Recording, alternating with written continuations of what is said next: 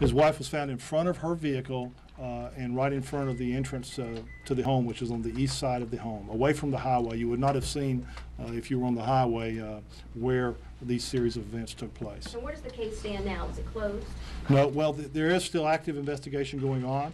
We are not going to close it completely until we know everything there is possible for us to know about this case, the motivations, and to ensure that there was no complicity by anyone else. We have no indication of that at this time, but we're not going to rest on that assumption.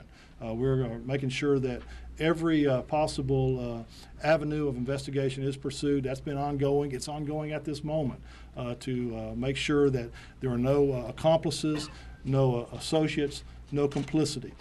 I can assure you that at the conclusion of this investigation, we will have confidence that that has occurred or that somebody's been held accountable. Can you tell us how many shell casings were left on the scene? Okay, all right. Let's try. Go ahead. I'm sorry.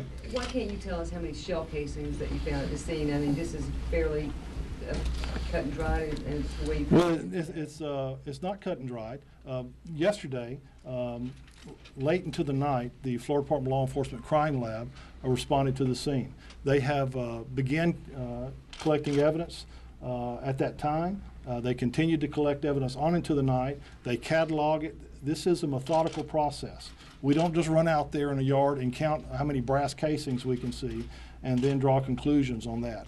The experts at the Florida Department of Law Enforcement will compile all of this into a report that they will present to me to review at that time. Mr. Meadows, given the fact that Mr. Sands had consented to dismissing, or his motion to dismiss the suit with the equitable, what could he have gained from, was this just pure vengeance, or could he in any way have helped his case? Mr. Sands did not, out of the goodness of his heart, decide to dismiss the suit.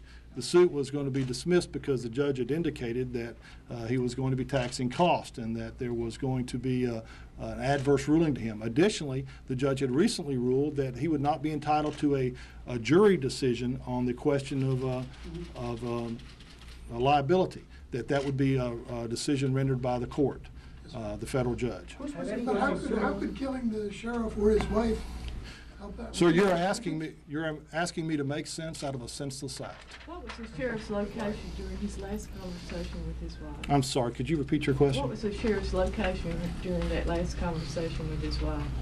The sheriff was on Highway 90, and immediately whenever she indicated there was a problem, he drove as quickly and as he possibly could.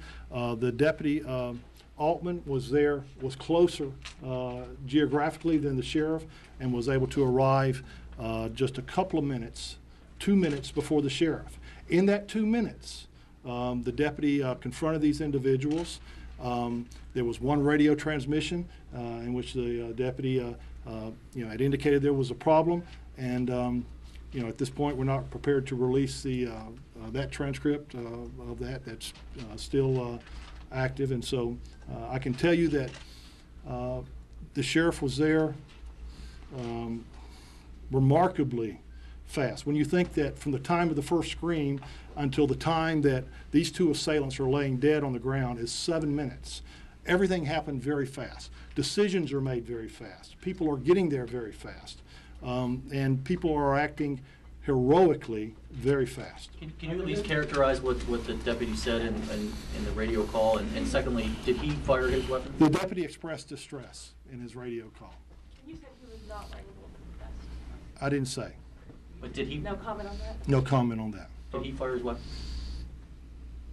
There's no indication that the deputy was able to fire his weapon. Was there indication that the wife was dead when the deputy arrived? Had she already been murdered?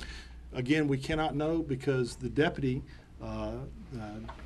let's not just call him the deputy. We're talking about Deputy Michael Altman. Deputy Altman did not fire his weapon, and there's no way to know whether at what point Deputy Altman became aware that Miss McDaniel had been killed. Did that happen at the same time? Was the deputy and Miss McDaniel killed at the same time? Was Miss McDaniel killed in the 2 minutes prior to the deputy arriving?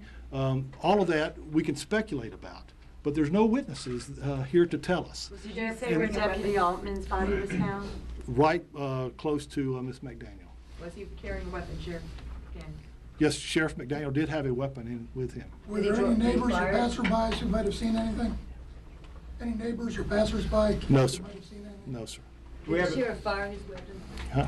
Did the We're sheriff- not discussing at this time who fired what shots. We have 3 officers that were there, and you know, the ballistics is going to be worked so that we can tell which rounds are identifiable to which officer.